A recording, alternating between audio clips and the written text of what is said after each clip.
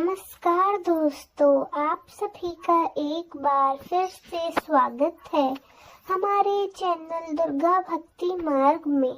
आज मैं आप सभी को सुनाऊंगी गुप्त नवरात्रि के छठे दिन सुने जाने वाले श्री दुर्गा सप्तशती पाठ अध्याय 11। या देवी सर्वभूतेषु मां शांति रूपेण संस्थिता, नमस्तस्यै नमस्तस्यै नमस्तस्यै नमो नमः। आज के अध्याय में देवताओं द्वारा देवी की स्तुति तथा देवी द्वारा देवताओं को वरदान देने का वर्णन है। आज का अध्याय शुरू करते हैं। मार्कंडेय ऋषि कहते हैं, देवी के द्वारा महादैत्य पति शुंभ के मारे जाने पर इंद्र आदि देवता अग्नि को आगे करके उन कात्याय ने देवी की स्तुति करने लगे। उस समय अभीष्ट की प्राप्ति होने से उनके मुख कमल दमक उठे थे और उनके प्रकाश से दिशाएं भी जगमगा उठी थी। देवता बोले, शरणागत की पीड़ा दूर करने वाली देवी हम पर प्रसन्न हो, संपूर्ण जगत की माता प्रसन्न हो, विश्वेश्वरी विश्व की रक्षा करो। देवी आप ही चराचर जगत की अधीश्वरी हो, आप इस जगत का एकमात्र सहारा हो, क्योंकि पृथ्वी रूप में आपकी ही स्थिति है। देवी आपका पराक्रम अलग नहीं है। आप ही जल रूप में स्थिर हो, संपूर्ण जगत को तृप्त करती हो। आप अनंत बल संपन्न वैष्णवी शक्ति हो, इस विश्व की कारण भूता परामाया हो। देवी आपने इस समस्त जगत को मोहित कर रखा है। आप ही प्रसन्न होने पर इस पृथ्वी पर मोक्ष की प्राप्ति कराती हो। देवी संपूर्ण विद्या आपके ही भिन्न भिन्न स्वरूप में है। जगत में जितनी स्त्रियां हैं वे सब आपकी ही मूर्तियां हैं। जगदम्ब एकमात्र आपके ही विश्व को व्याप्त कर रखा है। आपकी स्तुति क्या हो सकती है। आप तो स्वपन करने योग्य पदार्थों से परे और परावा हो। जब आप सर्व स्वरूपा देवी स्वर्ग तथा मोक्ष प्रदान करने वाली हो तो इसी रूप में आपकी स्तुति हो गई। आपकी स्तुति के लिए इससे अच्छी और भला क्या हो सकती है। बुद्धि रूप से सब लोगों के हृदय में विराजमान रहने वाली तथा स्वर्ग एवं मोक्ष प्रदान करने वाली नारायणी देवी आपको नमस्कार। कला काष्ठा आदि के रूप से क्रमश परिमाण की ओर ले जाने वाली तथा विश्व का उपसंहार करने में समस्त नारायणी आपको नमस्कार है। नारायणी आप सब प्रकार का मंगल प्रदान करने वाली मंगलमय हो, कल्याणी दयनी शिवा हो, सब पुरुषार्थ से सह पढ़ने वाली शरणागत वत्सा, तीन नेत्रों वाली एवं गौरी हो। आपको नमस्कार है। आप सृष्टि पालन और संहार की शक्ति हो। भूता सनातनी देवी गुणों का आधार तथा सर्वगुणमय हो। नारायणी आपको नमस्कार है। शरण में आए हुए दीनों एवं पीड़ितों की रक्षा में संलग्न रहने वाली तथा सबकी पीड़ा दूर करने वाली नारायणी देवी आपको नमस्कार है।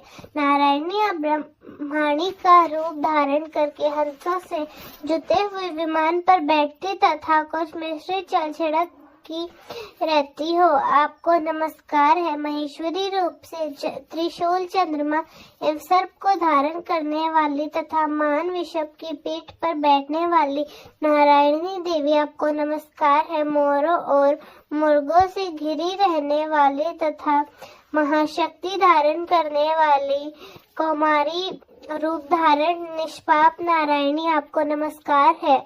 शंख चक्र गदा और शारंग धनुष तथा उत आयुष को धारण करने वाली वैष्णवी शक्ति रूप नारायणी आप प्रसन्न हो।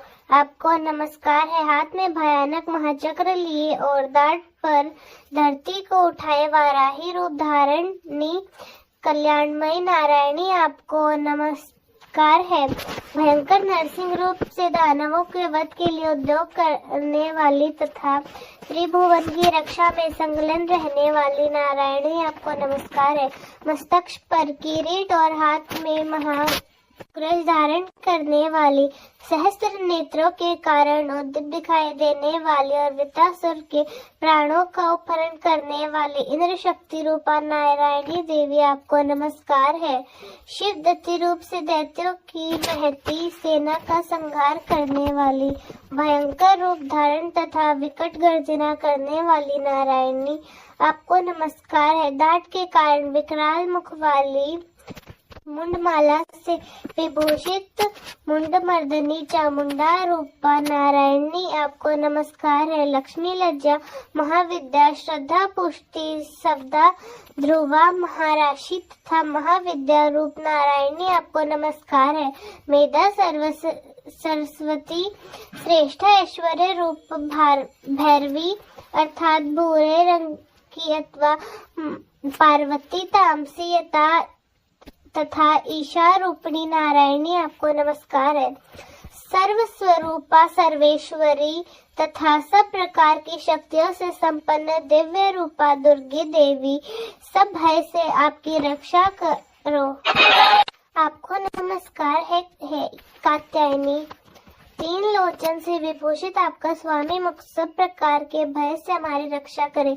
आपको नमस्कार है। भद्रकाली ज्वाला हो के कारण विकराल प्रतीत होने वाला, अत्यंत भयंकर और समस्त असुरों का संहार करने वाला आपका त्रिशूल हमें भय से बचाए। इसको नमस्कार है। जो आपने ध्वनि से संपूर्ण जगत को व्याप्त करके दैत्यों के तेज नष्ट कर दिए हैं, वह आपका घंटा हम लोगों की पापों से उस प्रकार रक्षा करे जैसे माता अपने पुत्रों की बुरे कर्मों से रक्षा करती है। चंडी आपके हाथों में सुशोभित खड्ग जो असुरों के रक्त और चर्बी से चर्चित है, हमारा मंगल करे, हम इसको नमस्कार करते हैं।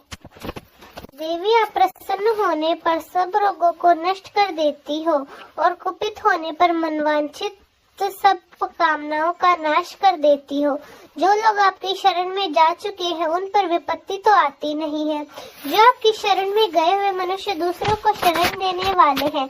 हे देवी अम्बिके, आपने अपने स्वरूप को अनेक भागों में विभक्त करके नाना प्रकार के रूपों से जो इस समय इन धर्मद्रोही महादैत्यों का संहार किया है, वह अब दूसरी कौन हो सकती थी।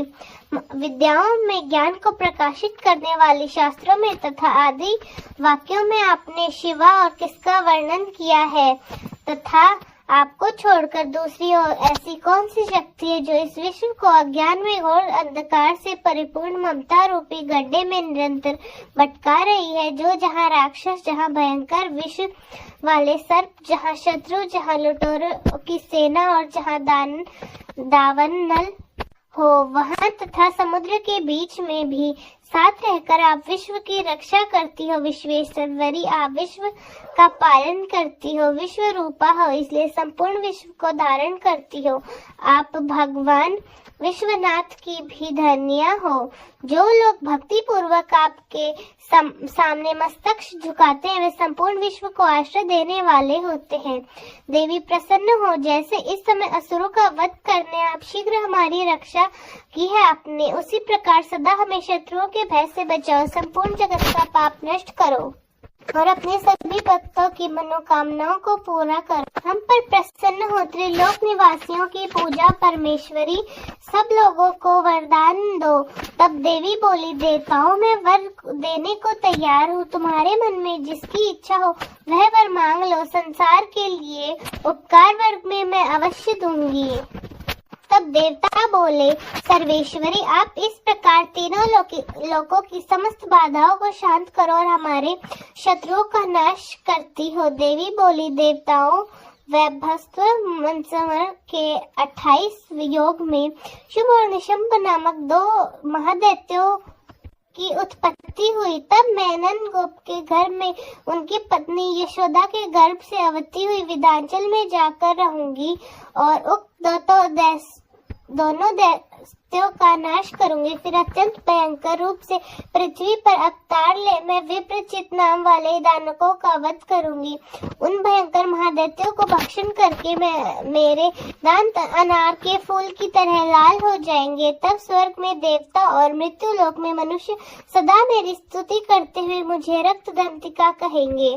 जब पृथ्वी 100 वर्षों के लिए वर्षा रुक जाएगी और पानी का अभाव हो जाएगा, उस समय मुनियों के सत्वन करने पर मैं पृथ्वी को अयोनिजा के रूप में प्रकट होंगी और 100 नेत्रों से मुनियों को देखूंगी। अतः मुनीश्वर सप्ताक्षी इस नाम से मेरा कीर्तन करेंगे। देवताओं, उस समय मैं अपने शरीर से उत्पन्न शाखों द्वारा समस्त संसार का भरण पोषण करूंगी। जब तक वर्षा नहीं होगी तब तक वे शोक की सबके प्राणों की रक्षा करेंगे। ऐसा करने के कारण पृथ्वी पर शांकभरी के नाम से मेरी ख्याति होगी।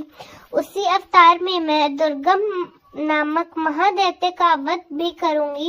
इससे मेरा नाम दुर्गा देवी के रूप में प्रसिद्ध होगा। फिर मैं जब भीम रूप धारण कर मुनियों की रक्षा के लिए हिमाचल पर रहने वाले राक्षसों का भक्षण करूंगी, उस समय सब मुनि भक्ति से नमस्तक होकर मेरी स्तुति करेंगे। तब मेरा नाम भीमा देवी के रूप में विख्यात होगा। जब अरुण नामक दैत्य तीनों लोकों में भारी द्रव मचाएगा, तब मैं तीनों लोगों का हित करने के लिए 6 पैरों वाले असंख्य भ्रमर का रूप धारण करके उस महादैत्य का वध करूंगी। उस समय सब लोग भ्रामरी के नाम से मुझे याद करेंगे। इस प्रकार जब संसार में दानवी बाधा उपस्थित होगी तब मैं अवतार लूंगी और शत्रुओं का संहार करूंगी। जय माता दी। इस प्रकार मार्कंडे पुराण सर्वाण मंत्रन की कथा के अंतर्गत देवी महात्म्य में देवी स्तुति नामक 11 अध्याय पूर्ण हुआ। दोस्तों, कैसा लगा आपको हमारा आज का अध्याय? कमेंट्स में जरूर बताएं। धन्यवाद।